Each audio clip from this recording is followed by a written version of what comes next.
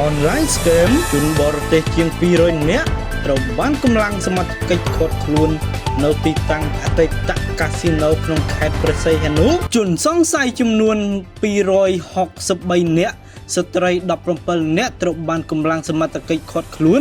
ក្នុងប្រតិបត្តិការចុះត្រួតពិនិត្យឆែកឆេរទីតាំងអតីតកាស៊ីណូ Galaxy West ស្ថិតនៅក្រុមទី6ភូមិ4សង្កាត់លេខ4ក្រុងព្រះសីហនុក្រុមការសង្ស័យថាមានការលបលួចប្រព្រឹត្តបទល្មើសឆបោកតាមប្រព័ន្ធបច្ចេកវិទ្យា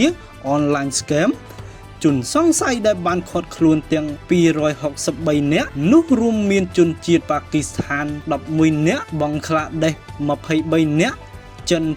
207នាក់ស្ត្រី7នាក់ស្ត្រីមីយ៉ាន់ម៉ា6នាក់នេប៉ាល់4នាក់វៀតណាម7នាក់ស្ត្រី3នាក់ម៉ាឡេស៊ី4នាក់និងស្ត្រីជនជាតិឡាវ1នាក់ចំណែកវត្ថុតាងដកហូតមានកុំព្យូទ័រលើតុ860គ្រឿងទូរស័ព្ទ4129គ្រឿងកុំព្យូទ័រយួរដៃ16គ្រឿងនិង laptop 14គ្រឿងប្រតិបត្តិការនោះត្រូវបានដឹកនាំធ្វើឡើងកាលពីថ្ងៃទី9ខែវិច្ឆិកាឆ្នាំ2025ក្រោមការសម្របសម្រួលពីលេខាធិការដ្ឋាននៃគណៈកម្មាធិការចំពោះកិច្ចប្រឆាំងបទល្មើសឆបោកតាមប្រព័ន្ធបច្ចេកវិទ្យាកបឆបនិងមានការចូលរួមសហការពីអគ្គស្នងការដ្ឋាននគរបាលជាតិអគ្គនាយកដ្ឋានអន្តរប្រវេសន៍គណៈបញ្ជាការឯកភាពខេត្តព្រះសីហនុអាជ្ញាធរពាក់ព័ន្ធក្នុងខេត្តនិងដោយមានការសម្របសម្រួលនីតិវិធីលោកឈីវអ៊ីតគង់ព្រះរាជអាជ្ញារងនៃអយការអមសាលាដំបងខេត្តព្រះសីហនុដោយបានចុះត្រួតពិនិត្យនៅទីតាំងសង្ស័យនិងឈានដល់បានឃាត់ខ្លួនជនសង្ស័យពាក់ព័ន្ធនឹងការប្រព្រឹត្តបទល្មើសឆបោកតាមប្រព័ន្ធបច្ចេកវិទ្យាខាងលើនេះក្រោយការបង្ក្រាបនេះសមត្ថកិច្ចជំនាញបច្ចុប្បន្នកំពុងសហការជាមួយ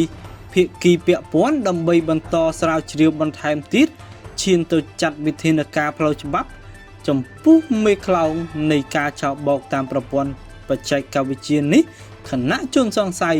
និងវត្ថុតាងត្រូវបានប្រគល់ជូនអគ្គនាយកដ្ឋានអន្តរប្រវេសន៍និងសមត្ថកិច្ចពាក់ព័ន្ធដើម្បីអនុវត្តតាមនីតិវិធីច្បាប់ចំណែកឯទីតាំងខាងលើត្រូវបិទបណ្ដោះអាសន្ននិងប្រគល់ជូននគរបាលប៉ុស្តិ៍រដ្ឋបាលសង្កាត់លេខ4ក្រុងខេត្តព្រះសីហនុជាអ្នកគ្រប់គ្រងរងចាំអនុវត្តនីតិវិធីបន្តសូមបញ្ជាក់ថាក្នុងក្របខ័ណ្ឌយុទ្ធនាការបោសសម្អាតការឆបោកតាមប្រព័ន្ធបច្ចេកវិទ្យានេះ